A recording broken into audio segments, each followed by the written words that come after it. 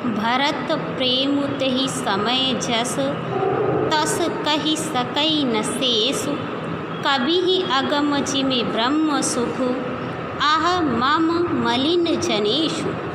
भरत प्रेम प्रेम तेहि समय उस समय, जस जैसा, तस वैसा, कहि कहना सकई सकते ना नहीं शेषु शेष भगवान। कभी अगम जिमि ब्रह्म सुख यानी ब्रह्मानंद। आह मम मलिन जनेषु मलिन जनों को। गोस्वामी तुलसीदास जी कहते हैं कि भरत जी का उस समय जैसा प्रेम था उसका वर्णन शेष भगवान भी नहीं कर सकते। मुझ कवि के लिए तो वह वैसा ही अगम है जैसा अहंकार और ममता से मलिन मनुष्यों के लिए ब्रह्मानंद। अह का मतलब अहंकार और मम का मतलब ममता। तो क्या गोस्वामी तुलसीदास जी कहते हैं कि भरत जी का उस समय जैसा प्रेम था उसका वर्णन शेष भगवान भी नहीं कर सकते। मुझ कवि के लिए तो वह वैसा ही अगम है जैसा अहंकार और ममता से मलिन मनुष्यों के लिए ब्रह्मानंद।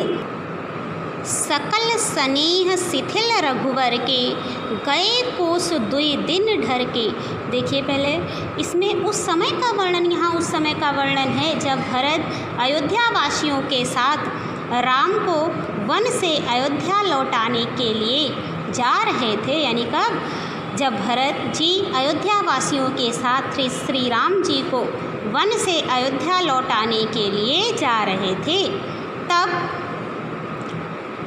और सीता जी ने स्वप्न में यही दृश्य देखा था। सकल स्नेह शिथिल रघुवर के, सभी लोग श्री रामचंद्र जी के प्रेम के मारे, सकल सभी लोग स्नेह प्रेम के मारे, शिथिल रघुवर कौन? श्री राम जी के। सभी लोग श्री रामचंद्र जी के प्रेम के मारे शिथिल होने के कारण गए कोस दुई दिन कर ढर के। दिनकर कौन? भगवान सूर्य के ढर के यानी अस्त होने तक गए कोस। क्या कोस? 2 ही कोस चल पाए, 2 कोस चल पाए। सभी लोग श्री रामचंद्र जी के प्रेम के मारे शिथिल होने के कारण सूर्यास्त होने तक 2 ही कोस चल पाए, यानी दिन भर में केवल 2 ही कोस चल पाए। जल थल देखी बसे निस बीते, कीन गवन रघुनाथ प्रीते। जल थल की देख करके बस गए, निश रात्रि बीते वहीं पर, यानी रात देख क्या करके वहीं पर बैठ गए। कीन गवन रघुनाथ प्रीते, कीन किया और क्या? गवन का मतलब जाना, रघुनाथ श्री रामचंद्र जी के कौन है? प्रीते कौन? प्रेमी भरत जी। तो क्या होगा? और जल स्थल की सुविधा देखकर रात को वहीं बिना खाए पिए ही रह गए। रात बीतने पर ही रघुनाथ जी के प्रेमी भरत जी ने आगे गमन किया। उहाँ राम रजनी अवशेषा, जागे सिय सपन अस देखा। उधर राम श्री रामचंद्र जी रजनी रात अवशेषा शेष रहते ही जाग गए, सिय सपन अस देखा। और क्या हो गए? रात को सीता जी ने ऐसा स्वप्न देखा। उधर श्री रामचंद्र जी रात शेष रहते ही जाग गए। रात को सीता जी ने ऐसा स्वप्न देखा। कैसा देखा? सहित समाज भरत जन आए, नाथ वियोग ताप तन ताए। सहित समाज के सहित यानी क्या है? समाज सहित कौन आए? भरत जन आए, भरत जी यहाँ आए। नाथ वियोग ताप तनताए, और किसके, प्रभु के वियोग में ताप तनताए, अपने शरीर को, यानी क्या है, अग्नि से उनका, प्रभु के वियोग की अग्नि में उनका शरीर संतप्त है। रात को सीता जी ने ऐसा स्वप्न देखा जिसे वे श्री राम जी को सुनाने लगी कि मानो समाज सहित भरत जी यहाँ आए हैं। प्रभु के वियोग की अग्नि से उनका शरीर संतप्त है। सकल मलिन मन दीन दुखारी, देखी सासु आने अनुहारी। सकल, अब वो क्या बताती हैं कि सकल सभी लोग क्या है, मलिन मन, उदास मन से, दीन दुखारी, दीन दुखी हैं। देखी सासु, सास कौन, सासों को दूसरे रूप में, अर्थात उन्होंने क्या देखा है, अनुहारी, उन्होंने अन्य रूप में यानी विधवा वेश में देखा है। सभी लोग मन में उदास, दीन और दुखी हैं। सासों को दूसरे ही रूप में अर्थात विधवा वेश में देखा। सुनिसिय सपन भरे जल लोचन, भय सोच बच सोच बस सोच विमोचन। सुन करके सिय सीता जी के स्वप्न को भरे जल लोचन, उनके क्या हो गए, नेत्रों में आंसू भर आए। भय सोच बस सोच विमोचन, भय हो गए, क्या हो गए, सोच बस यानी किसके, शोक के वश में हो गए। सोच विमोचन कौन, यानी भगवान जी स्वयं शोक से छुड़ा देने वाले प्रभु शोक के वश में हो गए। सीता जी का स्वप्न सुनकर श्री रामचंद्र जी के नेत्रों में अश्रु जल भर आया, यानी उनके नेत्रों में, सीता जी का स्वप्न सुनकर श्री रामचंद्र जी के नेत्रों में अश्रु जल भर आया और सबको शोक से छुड़ा देने वाले प्रभु स्वयं शोक के वश में हो गए और बोले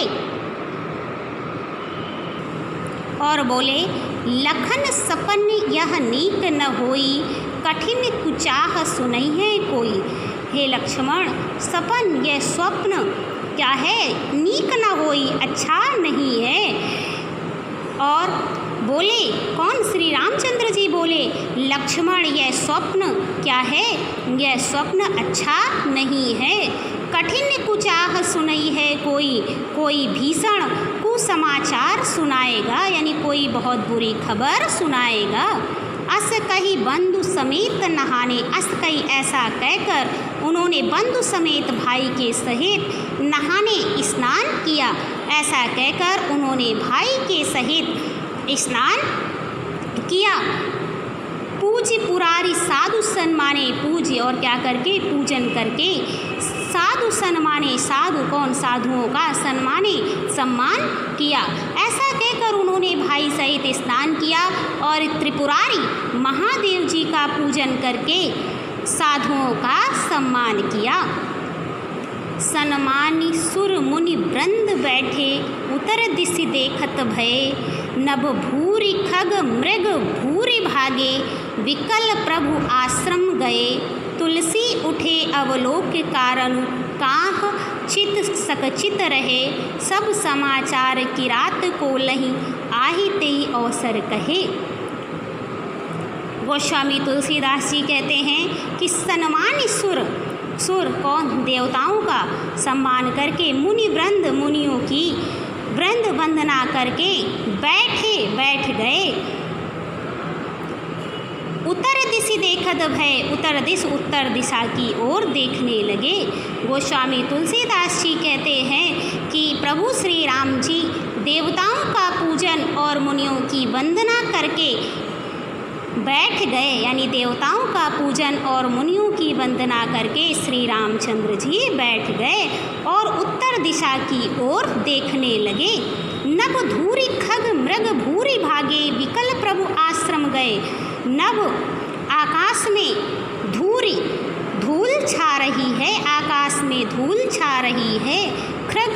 खग मृग भूरी भागे, बहुत से पक्षी और पशु व्याकुल होकर भागे हुए प्रभु आश्रम गए, प्रभु के आश्रम की ओर आ रहे हैं। तुलसी उठे अवलोक कारण, तुलसीदास जी कहते हैं कि प्रभु श्री रामचंद्र जी यह देख करके अवलोक, यह देख करके उठे और कारणुकाह चित सकचित रहे और सोचने लगे कि क्या कारण है। वे आश्चर्यचकित हो गए, यानी वो आश्चर्ययुक्त हो गए। सब समाचार किरात को नहीं आई ते अवसर चले। सब समाचार किरात, क्या हुआ, उन्हें ये समाचार किरात कोल भीलों ने आकर क्या यह समाचार दिया। उसी समय कोल भीलों ने आकर के यह आकर सभी समाचार कहे। सुनत सुमंगल बैन मन प्रमोद तन पुलक भर, शरद सरोरुह नयन तुलसी भरे स्नेह जल। गोस्वामी तुलसीदास जी कहते हैं कि सुनत सुमंगल बैन, सुंदर मंगल वचन सुनते ही श्री राम जी मन प्रमोद तन पुलक भर, श्री राम जी के मन में बड़ा आनंद हुआ। गोस्वामी तुलसीदास जी कहते हैं कि सुंदर मंगल वचन सुनते ही श्री राम जी के मन में बड़ा आनंद हुआ। शरद सरोरुह नयन तुलसी भरे स्नेह जल, शरीर में पुलकावली छा गई और शरद ऋतु के कमल के समान नेत्र प्रेमाश्रुओं से भर गए।